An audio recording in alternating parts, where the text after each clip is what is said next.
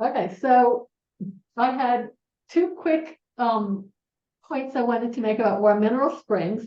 And then I wanted to ask you a larger question. And my two quick points is I can tell you that in Warm Mineral Springs has uses, and you would totally understand this.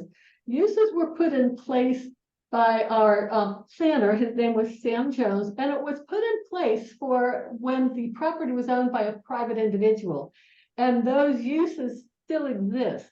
Rhonda and I were headed to removing the uses, or at the very least, putting a conservation easement on the water itself, and then selling the property with the understanding that property cannot pass State Department test. If the State Department didn't cheat, it can't pass the test, the environmental test. It just can't. So it was our way of putting the property back on the tax roll, letting a private enterprise own it and, you know, rebuild the buildings, but they can't build on it. But in the meantime, once we were ousted from office, they never changed the uses on that property, and it's a park. They should have immediately changed the uses, and I know I was putting that information out to thousands of people, change the uses, and then, you know, then make your park plan. They made a master park plan, but you can't have a master park plan when you still have these uses for developments of condominiums and hotels, etc. So anyway, that's a little known fact. My main question is, and Victor and I always talk about control growth now being nonpartisan. And so what I saw coming from the same area as you, I actually am called a graham cracker because I was a Republican, but I voted for Bob Graham for governor, even though he was a Democrat. And that's because of his growth management, his loyalty to growth management. But then here comes the governor's race recently, and his daughter tried to run for governor. But in the meantime, she's expanding this massive mall into the Everglades. So Victor and I were saying, but she's a Democrat, and we, the three of us, are even more environmentally aware than she is. So we truly are in Control Growth Now, a nonpartisan organization. And Yeah, that goes up to what you were saying before. We should back the best candidate for whatever position they're running, whatever the party, or if they have no party. But it really needs to be somebody that will adhere to controlling growth. yeah, no, I understand. And yeah, let me do emphasize Control Growth Now is nonpartisan, bipartisan, multi-partisan. You know, we're not out there as a group. You know, individuals may decide what they want to do in terms of their political loyalties. You know, I happen to be on the Republican Executive Committee, so you know that does constrain me somewhat personally. But as a group, you know, the group has historically backed Democrats, good Democrats, and good Republicans in elections. And again, just because you're a D or an R or blue or a red as a candidate doesn't mean that you're on the side of the people. I mean, you know, activists in both parties would like to think that there's a purity test in that regard, but in practice, we see that it's not. And you gave an example of the Graham family. You know, the Grahams actually are one of the biggest development companies in the Miami area. Some people don't know that. I think they started out as a dairy farm or something, and Yeah, you know, yeah. owning all that land, they got into the development. But of course, when Gwen ran for governor, you know, again, she realized the developers are the biggest owners, and that gets tempting. But when the Growth Management Act was gutted, for instance, in the state, and in 2011, it passed overwhelmingly. You know, I think most of the Democrats. By the legislators, not by us, right? No, That was exactly. Tallahassee. No, had that gone to referendum, it would have been squelched. But you know, the gutting of the Growth Management Act was led by you know, a local state senator who actually changed the name from Mike Bennett changed the name from Growth Management Act to Community Planning Act, because he said one time at a small session where I was there taking notes, I don't like the term Growth Management Act because growth management suggests that growth creates problems that have to be managed. And he didn't like people thinking that as a developer, as well as the state senator. But it passed, with overwhelming Democrat votes in the legislature as well as Republican votes. So, money is not red, money is not blue, it's green, and is attractive to legislators of both parties, unfortunately. And same goes with city and county commissions. So, we do urge Republicans to elect good Republicans in their primaries, and we urge Democrats to elect good Democrats in their primaries. And then when you come to the general election, let the voters look at where the candidates stand and make their decisions based on that. Just as a group, as Control Growth Now, that's our posture. So, I agree with what you're saying on that. And as far as Warren Mineral Springs, I mean, that does require what's being proposed, as my understanding, does require a comprehensive plan amendment.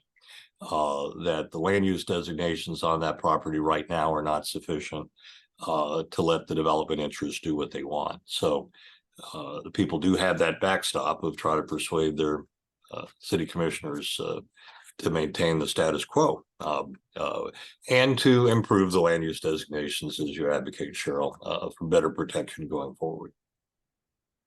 But just to jump in the Warren Mineral Springs, the infrastructure around, it's not to sustain additional housing developments there. If you talk about roads, water, and so forth. I think it's a unique piece of land that it should be protected, and minimum development in the sense they are refurbishing the buildings, because many people do frequent that therapeutic waters. So it's a unique, and the fact that the city manager went to the legislature without the city commission decision, it's a violation of trust, of public trust, in my opinion, and that's he has to live with that, Mr. Jerome Fletcher, but that's a no-no in the public interest, an action which should be condemned by any citizen of Northport. Moving on, just to emphasize the importance of what you said as quality candidates. It's important that everybody should think that the candidates live within our neighborhoods. Yeah, we have to encourage everybody who has the courage and stamina and can put up with a growing campaign to stand up for integrity, because, as you mentioned, it doesn't matter. Integrity it's not a treasure of any party. It's an individual choice, and ethics and moral and everything which makes us human beings. So the integrity of the candidates, it's something people should think before any party affiliation, and also look at their track record in their communities. Are they standing for what it matters? Because we are not talking here about sending people to Mars. We are talking about having people living quality life in our neighborhoods.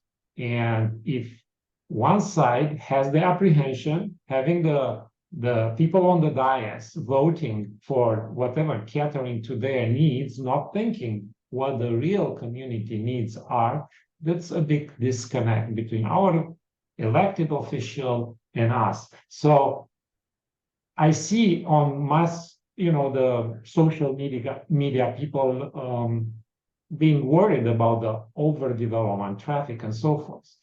It's not only about going on social media and express your frustration, it's to take your steps, get involved, support those candidates, encourage people who you have noticed doing the right stuff. So try to get on control growth now, which works on different parts of the county. It's a whole county. It's not in any, like Inglewood, for example. I'm taking an unincorporated part. If there is someone there because they face challenges there, and why not to be part of this organization, which Dan has been involved for over 30 years with. It's because the goal is to protect our communities and have the right representation. Those are the right direction that we cannot absorb, because then we all have to live with those consequences. So absolutely, yeah. It's a treasure here, and we're here, we live here for a reason. And Sarasota County rises to #1 or #2 or, very high in the charts all the time in terms of a great place to live, to visit, and to do business. And, as a business person, I value that the strength of our economy as well. But, we need to keep the developers from killing the goose that lays the golden eggs. There are reasons why we're very special as a place to live, visit, and do business. And, it's not like we need to give away the store to the developers so that we have economic activity. There's a strong market to develop. So why not control it in a way that is beneficial to the very reasons why we thrive as a community? Make growth pay its own way with adequate impact fees to avoid higher taxes, protect the environment rather than, have them build around the wetlands instead of paving them over. Protect our trees. There was an article I saw yesterday online that somebody lives 2.5 years more if they're around trees. And, it's some cellular dynamic or whatever. And of course, Alice White, has a lifelong history of advocating for principles like that. Protect our neighborhoods. We moved into a neighborhood, whether it's a subdivision or, like my wife and I, a condominium in downtown Sarasota, because of the values that we have. And I am constantly looking to make sure that the Sarasota City Commission doesn't change the rules, as it almost did before we got a little revolution going to stop it, to lift building heights so that, a building would go up next to us that would block our view. So we'd be looking at concrete instead of trees in Laurel Park, and elsewhere around us. So, protect our neighborhoods. What's wrong with that? And keep us from being caught in interminable traffic. I had a hand in a study that the developers were trying to dominate, but we ended up reversing it, talking about the evils of traffic congestion in terms of air pollution, loss of family time, loss of business profits in the delivery of goods and services. And I could go on and on about that. So what's wrong with trying to do what we can to minimize traffic congestion? So it's a popular platform, and we just need to find people that are willing to articulate it with principle in our elections, help them get elected, and then try to keep them true to their expressed beliefs once they take office. Simple as that. And, you talk about social media. That can be a great leveler. In terms of money. It doesn't take much money to do social media. And more people are turning to that as a source of information. And, I'm thinking all these glossy flyers that you get packed into your mailbox by the developers.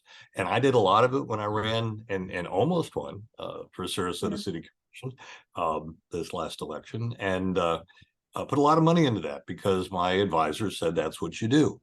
I'm thinking people probably tune those out more than politicians might think. And so, instead focusing on social media, getting the word out there, that can be a big leveler and may help principal candidates that don't have the big developer bucks get into office and stay in office. So yeah, I'm encouraged. There are trends which I think are positive, and the biggest trend of all, I think, are people wanting to protect and secure our quality of life, and they just need to have the information necessary to advance their own interests effectively. Dan, let me ask you a question. And I actually got this, I had this conversation with somebody we all know and love recently. And my question is, people who are just moving here to this area or who have moved here in relatively not too distant past, they haven't lived through growth management. They don't know how magical it was to have clean water and trees growing and have protections.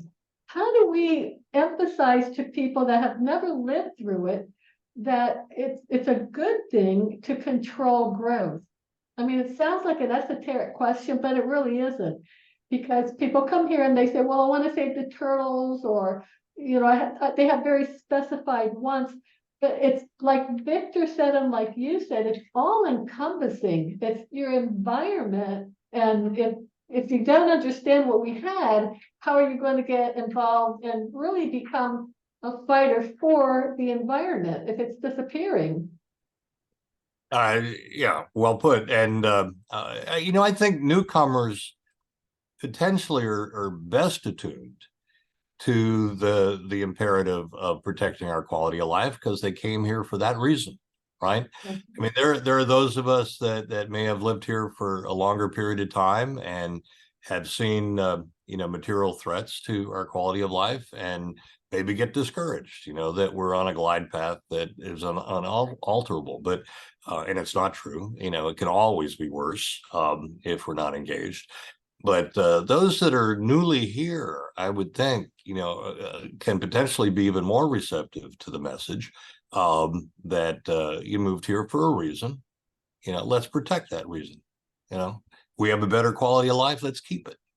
And so, you know, I you know, think that there's a good, strong message to be given to those that are newly welcomed into our community. And you know, we're not trying to stop people from moving here. You know, it would be quixotic, impossible to do that, even if we could. We're not stop growth now; we're control growth now. And we get vilified sometimes by the developers that mischaracterize us as wanting to close the doors, and you know, which is nonsense, of course. You know, what we're just saying is that, you know, welcome to those of us who are here. Welcome to those who are relocated. Try to keep the people we have here now from fleeing our community because, you know, there's someplace even nicer to go. Let's keep it nice. Let's make it even nicer, and protect and preserve our quality of life. So, you know, I think there's good messaging available to people newly arriving in our communities. I like that. That's nice. That's really nice. Yes. That. And It's real. correct. I mean, I am one of the newest comers to Florida 7 years ago, or actually 6+ years. So I appreciate it, and I came exactly for that quality of life. After coming, indeed, as Dan has underlined, Sarasota area has one of the best areas in the country, and it was cited even in the world. So it's not as quality of life. So we are blessed. We are fortunate to be here. We are not saying it's our land and nobody can come here, because that's the society, open society. Everybody chooses.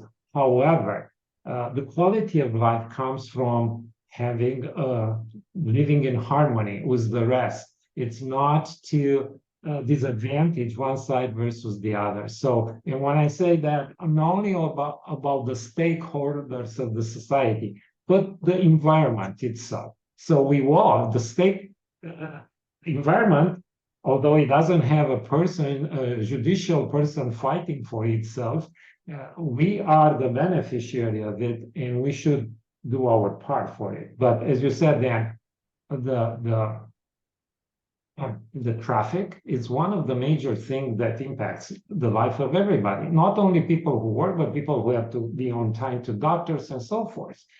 And so without proper planning and Sticking to it. sticking to it, and again, you emphasize a few things today, because it's not only to get elected, it's to stay the course of your principle, and do be cognizant that people put you or her, regardless, in power because they believed in you. And that's the message people should emphasize the election time or when they look for candidates. So yeah, it's going to be a continuous effort, because the forces which try to take advantage of the others will not stop. You know, the free enterprise will try to get the minimum resistance pass to get the profit. But the question is the profit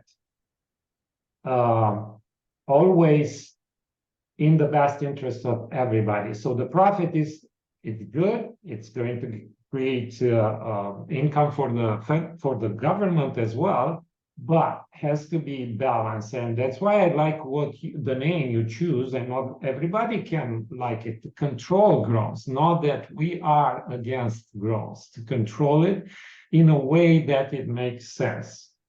That's how it is. You know, I mean, I've had I've heard, you know, people, Wayne Daltrey, who is longtime director of the Regional Planning Council out of Fort Myers, including our area, once said that that those that you know, favor unconstrained growth have the same sort of philosophy as a cancer cell. You know, just grow, you know, without concern about the impacts. And unfortunately, there are too many people in that camp because, you know, they're backed by the bankrolling of developer dollars in their campaigns. And so, yeah, it's all about protecting and enhancing our quality of life. And to segue for a moment, you know, it's important to recognize other issues. I mean, I've touched on the hot buttons, you know, making growth pay its own way, protecting our environment, protecting our neighborhoods, protecting our transportation mobility. But sometimes the development interests will take an issue of legitimate concern and try to twist it around to shape public policy in a way that makes no sense. Let me throw out affordable housing as an example. It is true we have an affordable housing problem in Sarasota County. People that don't make enough money to be able to reasonably afford housing, you know, particularly convenient, healthy housing. Now Northport traditionally has had less of a problem because of how Northport originally developed, where general development came in and just chopped up land, regardless of its environmental quality, for housing without having, you know, the services, commercial and otherwise, to serve them as part of it, without adequately providing for stormwater management, the flooding that resulted, and transportation and the rest. And that has resulted in a lower price for those home sites traditionally. And originally they were selling them, you know, $10 a month or whatever, you know, over a period of time.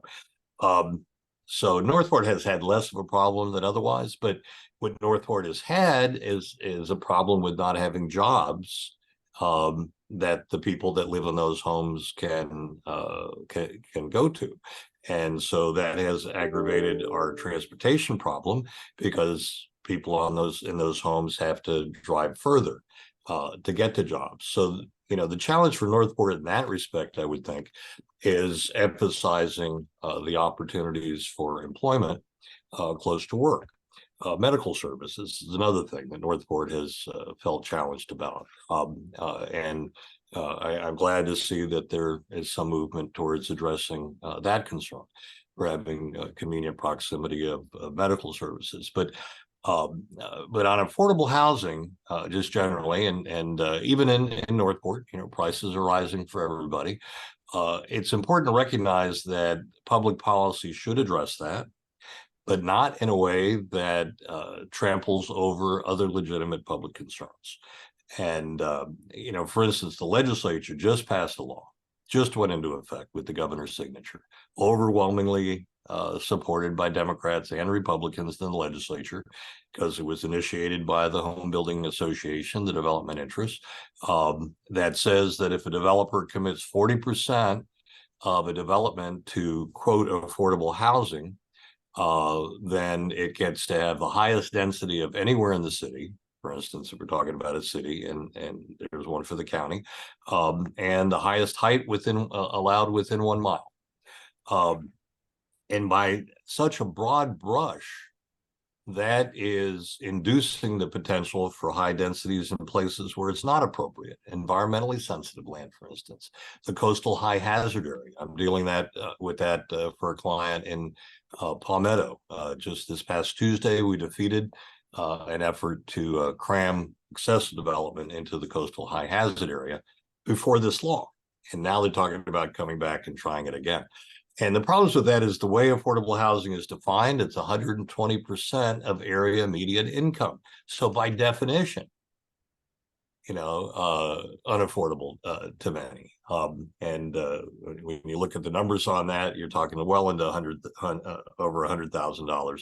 I think the latest number is like $120,000 for a family of 4 in terms of annual income, and without constraint on where it goes. So the responsible thing for advocates of controlled growth is to recognize that issue, but to say that it needs to be addressed in an appropriate way. Look for appropriate places to induce affordable housing, perhaps public land other than environmentally sensitive land, that can be turned to affordable housing by local governments, truly affordable housing. 60% of area median income and below, 80% perhaps in some cases.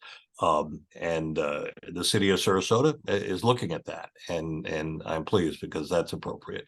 And other public policy incentives that can be applied to meet the demand for affordable housing in the right places.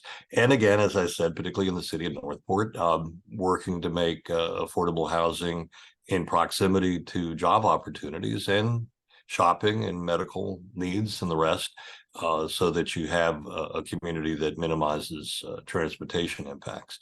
So we can't ignore these tertiary issues, but what we need to do is embrace those issues like affordable housing, and there's others out there, in a responsible way, rather than, as the developers have successfully done, using a popular issue to advance inappropriate development objectives. So no, that is very good observation and information then, because actually we have seen certain acts of the legislature being passed with one-sided story, and this one, although under the pretext of a good cause, they actually obscure the intentions of expanding actually high densities in places such as they will not be the proper location. But one observation that I like to make, and is probably not very well known, it was new to me when I read it, is the fact that 40% of our legislators in Tallahassee have businesses in the building industries.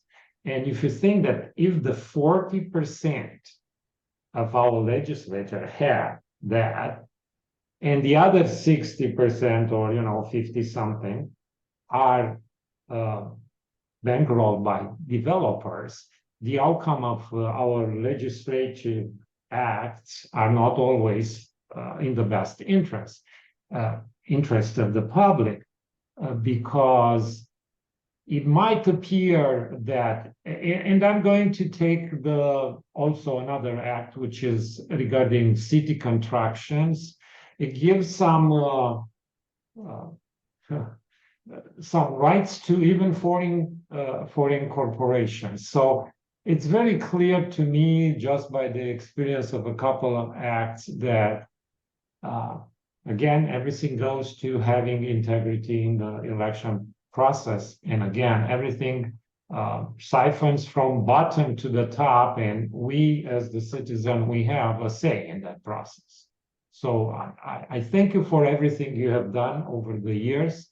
I thank you for everything you'll be doing in the upcoming years for the interest of the communities. And I will ask Cheryl if she has anything else to ask you, but we'll be in touch with you for sure.